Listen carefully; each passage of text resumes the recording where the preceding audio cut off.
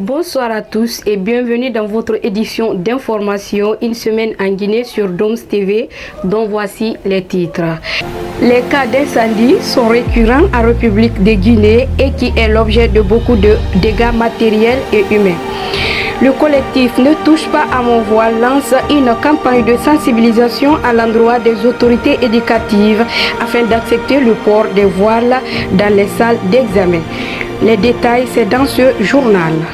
Une fois de plus, bonsoir. Le collectif des artistes composé de danseurs, musiciens, peintres, acrobates et comédiens de Guinée, à sa tête le reggaeman Eli Kamano, était devant la presse ce vendredi 2 juin 2023 pour dénoncer la mauvaise gérance du ministère de la Culture, du Tourisme et de l'Artisanat par le ministre du département Alpha Souma.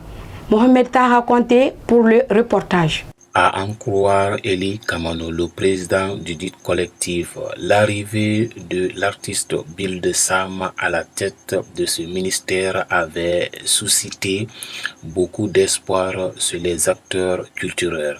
Par la suite, mais qu'il était d'une courte durée. Cependant, il indique que depuis sa nomination jusqu'à nos jours, il n'a pas répondu favorablement à leur attente. Au regard de cette caporalisation et de cette gestion opaque au sein de notre département, au regard du mépris à l'endroit des acteurs culturels laissés pour compte dans un pays où le métier d'art rime avec fainéantise, mendicité et oisiveté, nous, artistes, musiciens, comédiens, acrobates et autres, décidons de mettre ce collectif en place afin de demander humblement au président du CNRD, colonel Mamadi Doumbouya, et au premier ministre, chef du gouvernement, Dr Bernard Gomou, à notre volonté commune, celle de veiller au strict respect des textes de loi qui régissent le fonctionnement du département en charge de la culture et surtout celle de rappeler au ministre Alpha Souma Bill de Sam qu'on ne se sert pas d'une portion du pouvoir de l'État pour régler ses comptes personnels. Eli Kamano, porte-parole.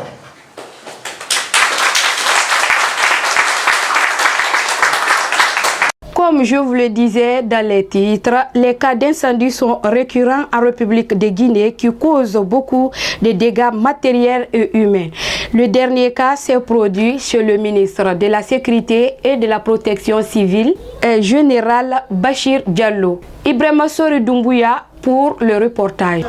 Un incendie s'est produit dans la soirée de ce lundi 29 mai 2023. Au domicile du ministre de la Sécurité et de la Protection civile, le général Bassirou Diallo à la cité Kamayenne, dans la commune de Dixim. Malgré l'intervention des sapeurs-pompiers, ce drame a ravagé le contenu d'un bâtiment de 3 chambres et salons. Pas de perte en vie humaine. Lieutenant-colonel Kirel Suleiman, commandant des sapeurs-pompiers de Kaloum. Nous sommes en face à un incendie de maison d'habitation à simple rez-de-chaussée. 3 chambres et salons. L'alerte a été donnée par le directeur général de la protection civile à 18h06. Bon, le constat ici, c'est qu'il y a de peur que de mal. C'est des pertes matérielles, pas de pertes corporelles. On a fait à l'aide de 4 engins pompes et 4 petites lances, 2 lances d'attaque et 2 lances de protection.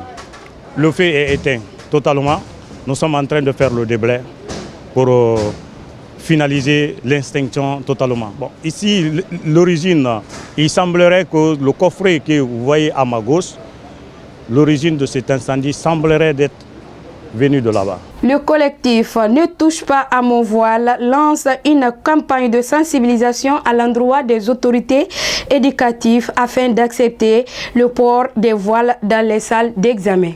Mohamed Taha Konté pour le reportage. À quelques jours du lancement des examens nationaux sur toute l'étendue du territoire guinéen, Le collectif Ne touche pas à mon voile a animé une conférence de presse ce jeudi 1er juin 2023 à Conakry. L'objectif, sensibiliser et vulgariser la note circulaire autorisant le port du voile dans les centres d'examen et le lancement de la campagne de sensibilisation à Conakry et à l'intérieur du pays. Clairement dit que chacun est libre de manifester sa religion. Donc si nous sommes levés pour nous battre pour que le voile soit accepté à l'école, c'est parce qu'il y a un constat pour lequel on a fait et que nous avons constaté que les sœurs qui sont voilées, elles sont stigmatisées, elles sont humiliées, elles sont traumatisées juste parce qu'elles portent le voile. Si ce constat n'était pas là, on n'allait pas se lever pour se battre pour les droits des femmes voilées.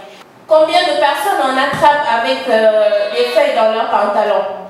Combien de personnes on attrape avec des feuilles dans leurs perruques? Combien de personnes on attrape avec des sujets dans leurs chaussures? Est-ce qu'on va dire, ok, maintenant, puisque vous truchez, ne portez plus de pantalon, ne portez plus de chaussures pour venir faire leur examen? C'est impossible. Donc à partir du moment que cela est impossible, c'est pour cela que nous on se dit que c'est impossible également de dire à quelqu'un d'ôter son voile pour venir composer. Juste pour 2 heures. Juste pour 2 heures que vous dites là, pour nous c'est comme une éternité. Quand vous nous dites d'ôter nos voiles juste pour 1 minute, c'est comme vous nous demandez, allez vas-y, enlève ton pantalon devant cette masse. C'est comme ça que nous on considère nos voiles. On ne considère pas ce voile juste comme un simple tissu, comme les gens le pensent. Pour nous, c'est notre déçu. Le délaissage du courant électrique est devenu monnaie courante dans certains quartiers du pays. Ce jeudi, les jeunes de Gombonia d'Ankoya ont manifesté pour réclamer le retour du courant électrique qui a fait 1 mois sans retour. Suivez le témoignage de Mamadou Saliou Baldé au micro de Ibrahima Sori Doumbouya. Non. Ça fait à peu près 1 mois qu'on n'a pas le courant, donc on a passé par tout ce qu'il faut comme administrativement. On a fait des courriers qu'on a adressés au directeur général du DG Manéa. On a fait un courrier qu'on a adressé au directeur général adjoint du DG à Conakry. Et on n'a pas eu de retour positif par rapport à ces courriers. Donc comme toi-même tu sais, vu le constat, les jeunes du quartier, ils ont pris la décision de manifester d'une façon pacifique. Et comme toi-même tu sais, surtout avec tout ce qui est les autorités du pays, à chaque fois qu'ils sont présents, ils réagissent d'une façon plus négative en fait. Et je pense bien que cette réaction a un peu remonté la colère de ces jeunes que tu vois aujourd'hui. On est sorti hier et aujourd'hui jusqu'à présent. Et je pense bien que la manifestation va continuer parce qu'en tant qu'on n'a pas eu gain de cause, on ne va pas s'arrêter là. C'est la fin de cette édition d'information. Merci à toute l'équipe de Dooms TV, à la régie, Mohamed Taha Konté, Ibrahima Sori Doumbouya et à vous qui nous suivez sur Facebook, Twitter, YouTube, Instagram. Merci pour votre fidélité. À la prochaine.